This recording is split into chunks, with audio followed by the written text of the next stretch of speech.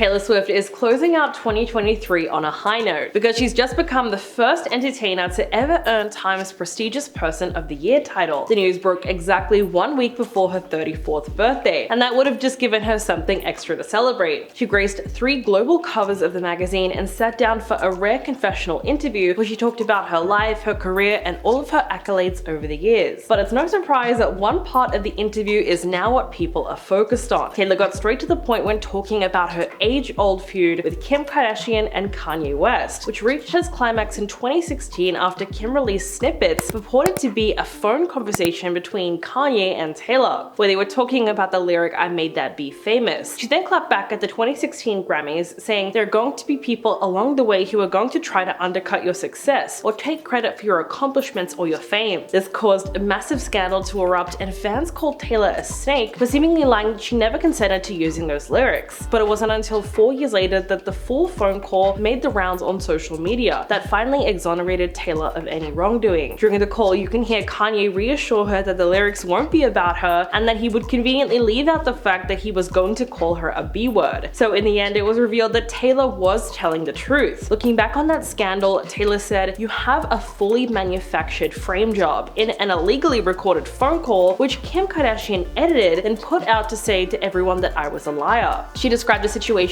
saying that it took her down psychologically to a place that she had never been before. She said, "I moved to a foreign country. I didn't leave a rental house for a year. I was afraid to get on phone calls. I pushed away most people in my life because I didn't trust anyone anymore. Then I went down really hard." She went on to release 2017's Reputation, partially in response to that scandal, which is an album she remembers as being met with uproar and skepticism. She felt that that moment of backlash was going to define her negatively for the rest of her life. She said, "Make no mistake, my career was taken away from me." In the interview, Taylor described her fallout with Kim and Kanye as being one of the 2 springboards for the success that she has today. The second one was having her life's work taken away from her by someone who hates her. She was referring to the 2020 sale of her album masters to Scooter Braun, who acquired them from the owner of Taylor's ex-label Big Machine Records, Scott Borchetta. She said, "With the Scooter thing, my masters were being sold to someone who actively wanted them for nefarious reasons, in my opinion. I was so knocked on my A by the sale of that music and to whom it was sold. I was like, oh, they got me beat now, this is it, I don't know what to do." After a lot of public back and forth, Taylor decided to reclaim her lost albums by re-recording them one by one, a project that she is now 2/3 of the way through. Only her 2006 self-titled debut and Reputation are left. When speaking about this whole situation, she said, "My response to anything that happens, good or bad, is to keep making things, keep making art. But I've also learned there's no point in actively trying to quote-unquote defeat your enemies. Trash takes itself out every single time." Though at the time, things did look truly hopeless for her. From 2006 to 2017, she released 6 studio albums under Big Machine Records. When her contract was coming to an end in 2018, her lawyers proposed that her masters be sold back to her, but Scooter Braun would only agree to that if she signed another 10-year contract with them. An agreement was never reached, and she called out Big Machine Record executives in a scathing social media post that said,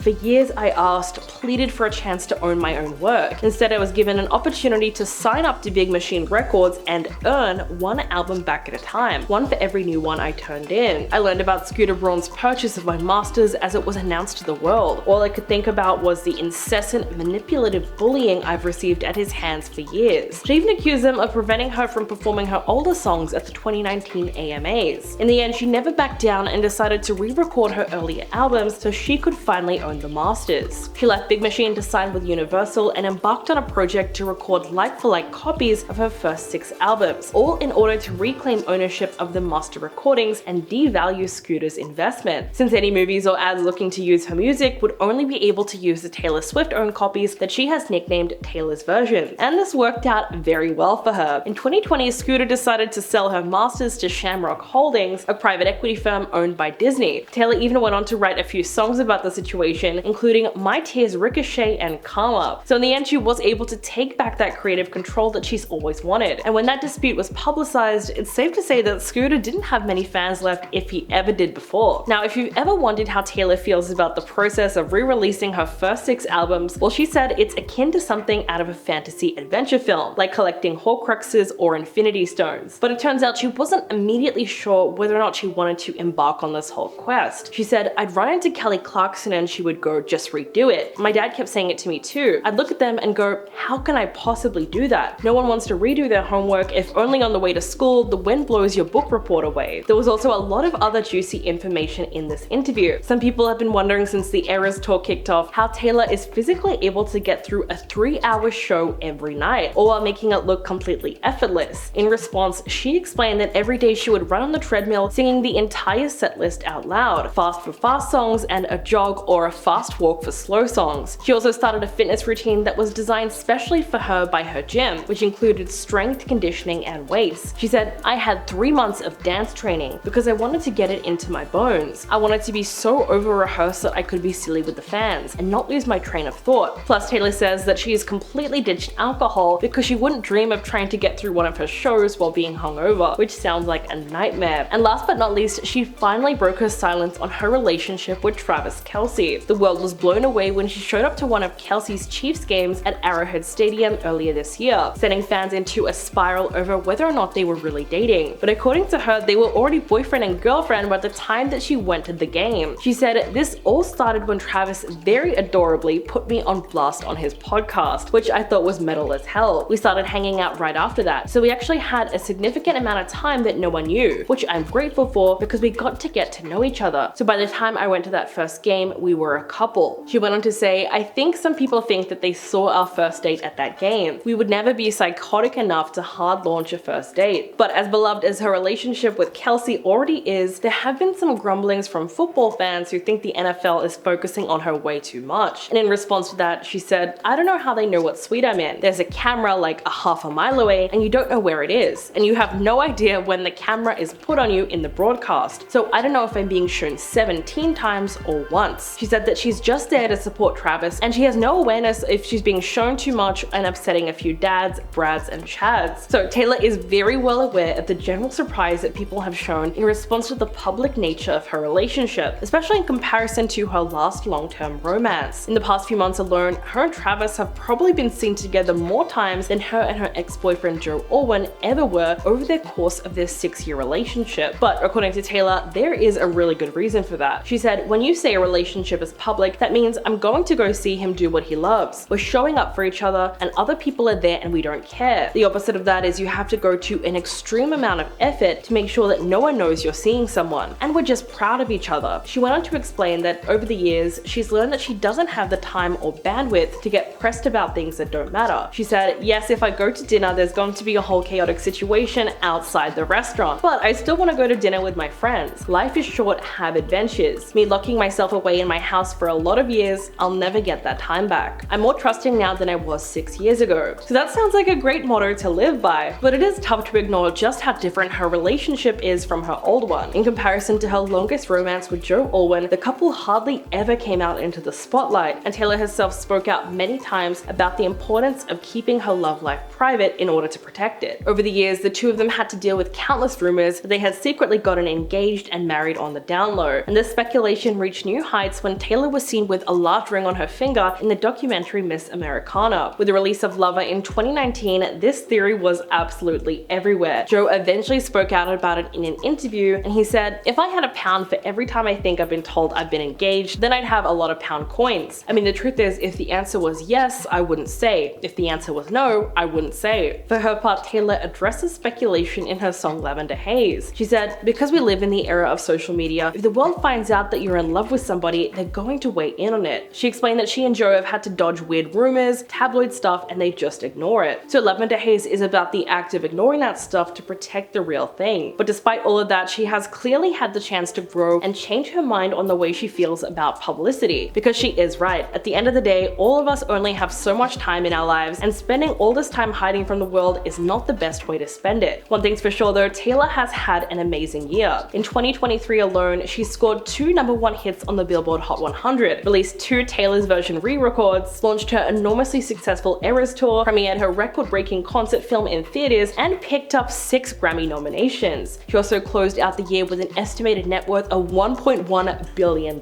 with Forbes projecting that she had accumulated $500 million from royalties and touring, $500 million from her music catalog, and around $120 million in real estate. She's also 2023's top global artist for both Spotify and Apple Music, as well well as Billboard's top artist of the year. And on a social level, she is arguably the most popular that she has ever been. Her high-profile romance with Travis Kelce propelled her cultural exposure into unprecedented heights. And of course, it is clearly making her very, very happy, and that's the main thing. So what do you guys think about this video? Please let me know in the comments below, and I'll catch you all in the next one.